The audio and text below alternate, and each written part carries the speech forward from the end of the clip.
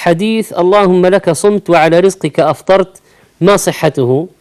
الجواب إن هذا الحديث لم يثبت عن النبي صلى الله عليه وسلم مرفوعا، لم يثبت إلى النبي صلى الله عليه وسلم مرفوعا اللهم لك صمت وعلى رزقك أفطرت. بعضهم يضيف إضافة ما لها أصل أصلا، وصيام غد لك نويت، هذه ما لها أصل أصلا، ويكفي النية في القلب، ما يحتاج تلفظ وتقول أنا صايم غدا أو نويت أصوم لله غدا، لا، هذا لا يحتاج أبدا. طيب إيش ثبت مقابل هذا؟ ذهب الظمأ. طبعا الحديث السابق ورواه أبو داود وفيه ضعف، اللي هو لك صمت وعلى رزقك أفطرت. هذا الحديث فيه ضعف، رواه أبو داود لك صمت وعلى رزقك أفطرت، فيه ضعف. بعضهم يلحق فيه كما قلنا زيادة وصيام غد لك نويت، وهذا ما لها أصل أصلا. طيب ذهب الظمأ وابتلت العروق وثبت الأجر إن شاء الله، هذا الحديث صحيح.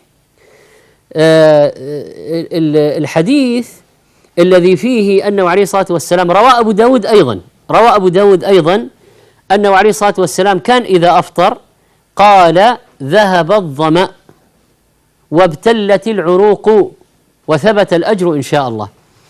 هذا في وقت الحر مثل اللي نحن فيه الآن يتأكد قوله، يتأكد، حتى أن بعض العلماء يقول هذا الحديث لا يقال في الشتاء لأنه ما في ظمأ، لكن لما يصير في ظمأ يتأكد أن يقال، ولذلك احرصوا عليه بارك الله فيكم. طيب متى يقال؟ بعد الإفطار، مش قبل الإفطار، ليس قبل الإفطار، بعد الإفطار. بعد الإفطار يقول ذهب الظمأ وابتلت العروق وثبت الأجر إن شاء الله. ليش إن شاء الله هذه؟ يعني لماذا جاء بها؟